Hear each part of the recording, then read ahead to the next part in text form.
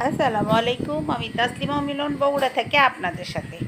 অসময়ে যদি ক্ষুধা লাগে তাহলে আমার কাছে তো এই মুড়ি মাখা খেতে ভীষণ ভালো লাগে। জানি না আপনাদের কাছে কেমন লাগে। আমার যখন ঠিক অসময়ে খুব ক্ষুধা লাগে তখন আমি কিন্তু এইভাবে মুড়ি মেখে খেয়ে থাকি।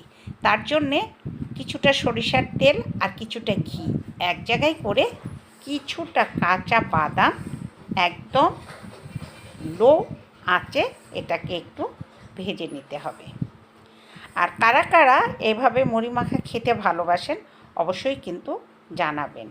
আর যারা খাননি তারা কিন্তু একবার ট্রাই করে দেখতে পারেন। তো ভাজা হয়ে গেলে এখানে মুড়িটা দিয়ে দিব।